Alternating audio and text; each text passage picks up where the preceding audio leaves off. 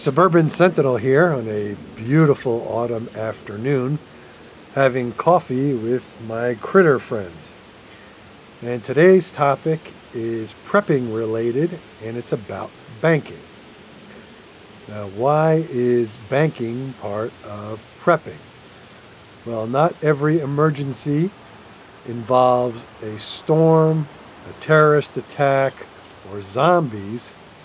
There are economically driven emergencies as well. And in my opinion, we are due and possibly overdue for another banking emergency.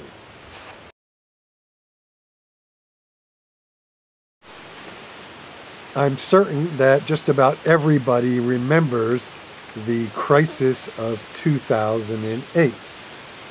The big Wall Street banks had made some huge bets that they couldn't cover, and when they lost these bets, they were about to get buried.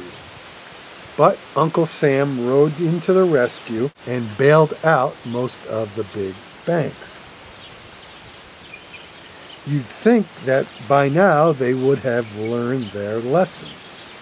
They'd run their businesses more carefully, but this is far from the truth.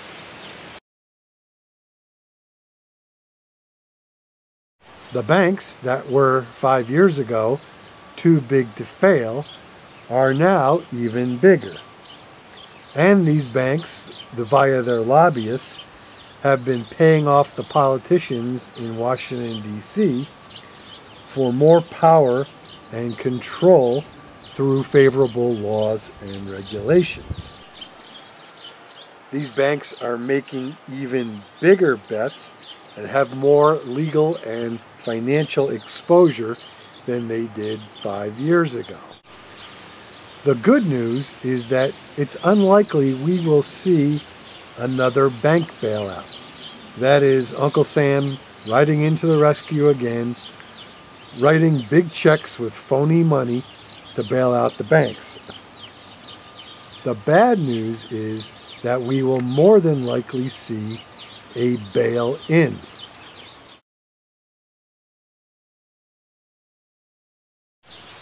So let's begin at the beginning. What is a bail-in?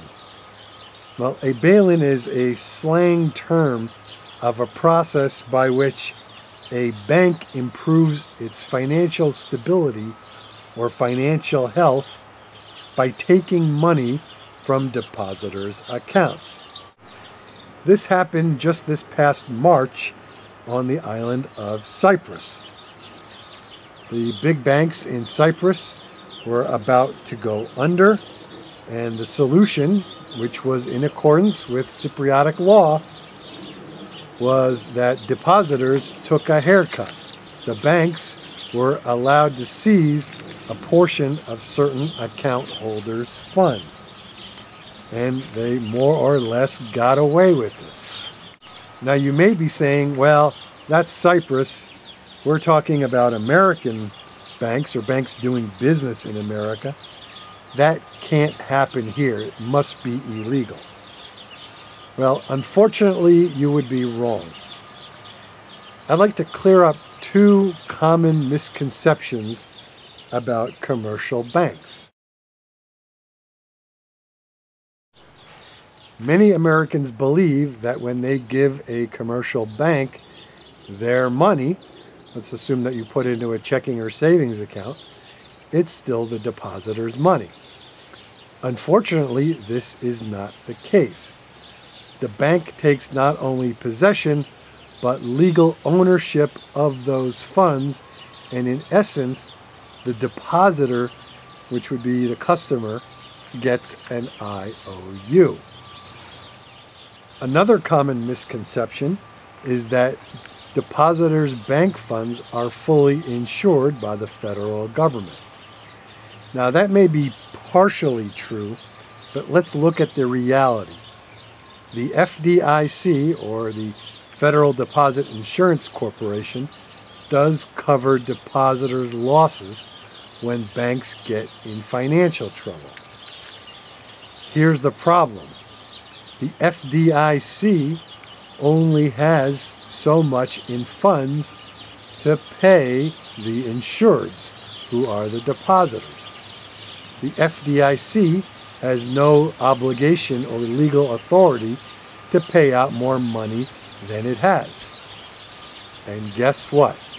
The amount of money the FDIC has on hand is a mere pittance of the total amounts held by commercial banks on behalf of depositors. So what's the risk?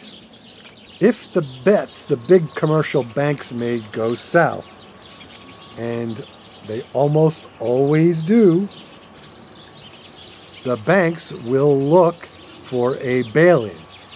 And what they'll try to do is get the government to agree by law to allow them to seize customer accounts. In essence, the banks would take your money and either hand you another IOU or give you stock in their financially troubled banking corporation and say, have a nice day. If you think the politicians in Washington, at least the crew that we have in there now, will tell the big banks they can't do it, I think you're delusional, because these bankers get whatever they want.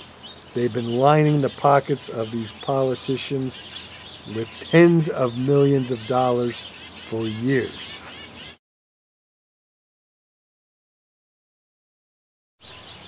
So what can we do? Well, I'm not here to give specific financial advice. I recommend that you talk to a fee-for-service financial advisor, but I can say with a great deal of certainty, don't do business with these big commercial banks. Personally, whatever cash I have on hand stays in a credit union. Credit unions are run much differently than bigger banks, and the deposit insurance via federally chartered credit unions is separate from the FDIC. Does that mean my money is absolutely safe? Well, no, there are no absolutes in this world. There are no real guarantees, other than death and taxes. But I think it would be very prudent to take your money out of these big commercial institutions like Bank of America and Chase and Citi and all the rest of them. So, thanks for watching. This is the Suburban Sentinel. Please thumbs up and subscribe if you like what you see. Questions and enlightening comments and contrary opinions are always welcome. Bank safely, everybody.